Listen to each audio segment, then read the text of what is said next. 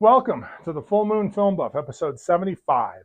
We're going to talk about DeadTime stories from 1986. I watched this on Freevee. I had not seen this before. As always, we begin with the prominent crew and cast. This film was directed by Jeffrey Delman, written by Jeffrey Delman, J. Edward Kierman, Charles F. Shelton, with effects makeup by Brian Taussig. The cast includes Michael Mesmer as Uncle Mike, Brian DePersia as Little Brian, Nicole Picard as Rachel Red Riding Hood, Matt Midier as Willie the Werewolf, Michael Berlinger as Greg, Fran Lopate as Grandma, and John Batchelder as the drugstore clerk.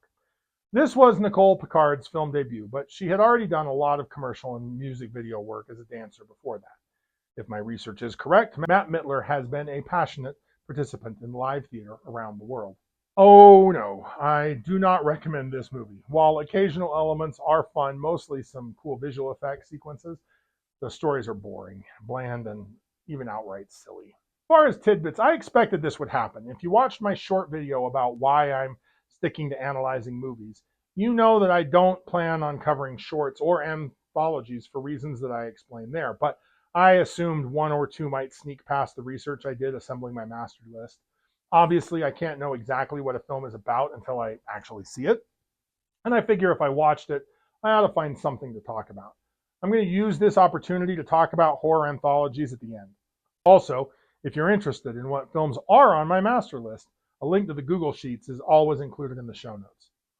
So now let's cover the synopsis. Uncle Mike tells his nephew Brian 3 bedtime stories to get the kid to sleep. It doesn't work. Probably because they're all horror stories and the kid looks to be about 8 or so. I'm just going to stick to covering the werewolf story. A pretty girl named Rachel has an overactive fantasy life. She goes jogging in a red hooded tracksuit.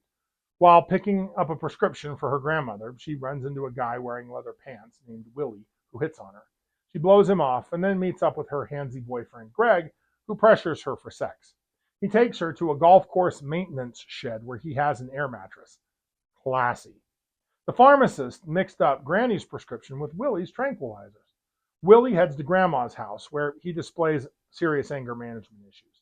Rachel is nervous about her first time. Willie is agitated, and he transforms into a werewolf. That's why he needs the tranquilizers, to sedate himself. Meanwhile, Rachel has an extremely unsatisfying and underwhelming first sexual experience. She realizes she's late for her Granny's house. Werewolf Willie busts into Granny's house and attacks her. Greg waits outside while Rachel goes in to deliver the medication. She finds Granny's body and calls for help. Willie heads outside and attacks Greg before heading back inside to assault Rachel. Rachel uses a silver cake knife to stab Willie. Later, Rachel sits by her grandmother's bed at the hospital.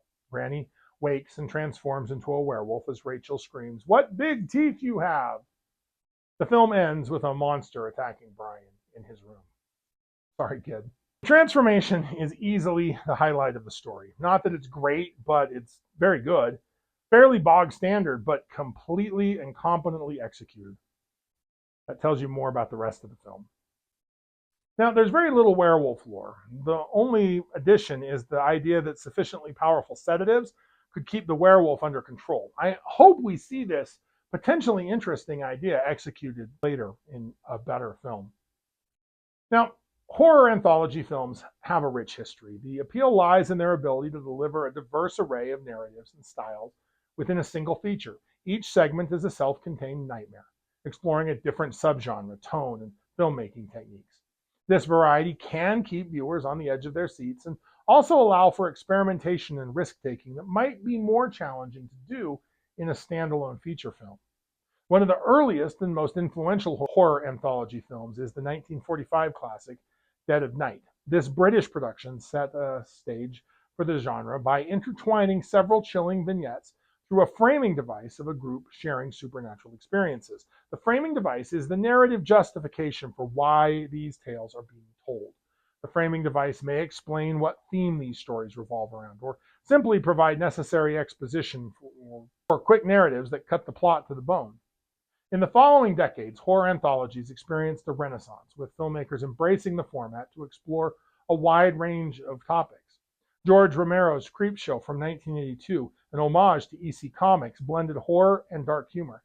This demonstrates the structural relationship between the horror anthology and its related storytelling vehicles, the short story collection and the comic collection. At their core, these formats celebrate the art of concise, impactful storytelling. Much like a skilled author must craft a fully realized fictional world within the constraints of a short story, a filmmaker must deftly establish characters, conflict, and atmosphere in a compact time frame. This economy of storytelling forces creators to strip their tales to the essentials, while still delivering a potent, lingering impact.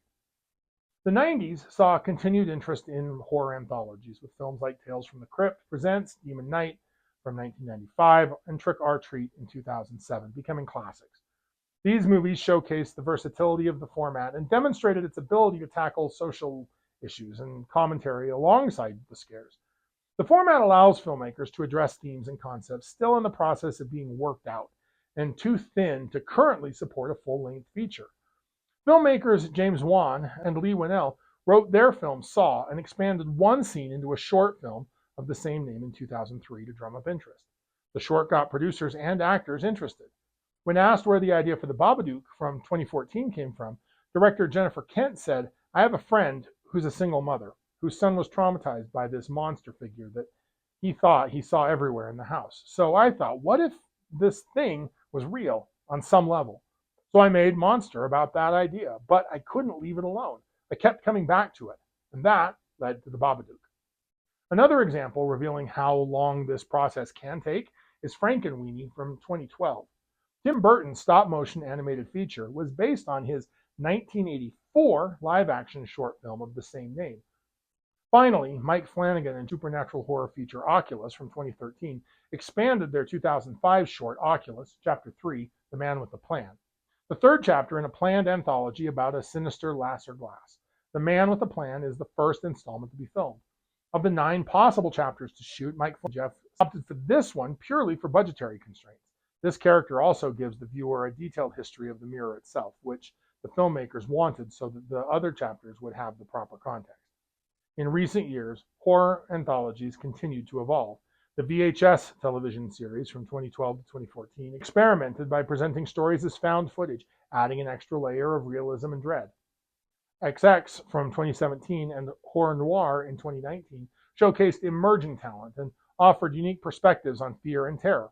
One great strength of horror anthology films is their ability to produce and provide opportunities for up-and-coming directors, writers, and actors to contribute their visions and voices to the genre. As a result, they often serve as a breeding ground for fresh ideas and innovative approaches to storytelling, pushing the boundaries of what horror can be.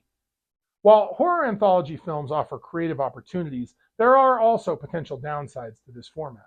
One challenge is maintaining a sense of cohesion and flow between different segments. Without a strong framing device or connecting thread, the vignettes can feel disjointed and jarring as viewers are transported between different stories, tones, and filmmaking styles. While the variety of genre styles is part of the appeal, the abrupt shifts in tone from one bone-chilling psychological piece to a campy comedy horror short can be off-putting.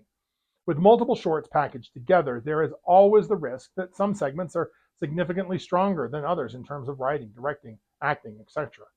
A weak link can drag down the overall anthology experience. Horror relies heavily on building suspense and catching viewers off guard, but after sitting through several twist-filled tales, some audience members may become desensitized by the time later segments roll around. This is compounded by the short runtime of each vignette. There is often not enough time for deep character explorations and arcs, compared to a feature-length narrative. This can leave some stories feeling light on substance. So in many ways, horror anthologies force a trade-off. They allow for innovative and diversive storytelling within the genre, but can also lack the cohesion, consistency, and marketing juggernaut of a traditional big horror release, if not executed masterfully. But for fans, their unique strengths often outweigh the potential weaknesses. So in conclusion, horror anthology films are an enduring part of the horror landscape, offering audiences a tantalizing array of terrifying tales in one captivating package. With their ability to explore diverse themes and subgenres and showcase emerging talent, these cinematic collections continue to captivate and thrill audiences worldwide. So, if you like lycanthropes, like, share, and subscribe. Contribute your thoughts and additional observations in the comments below. Let me know what I missed or what you noticed. Next, I plan on discussing Cross of the Seven Jewels from 1987. Keep your eye on the moon, a silver bullet in the chamber, and we'll see you back next episode.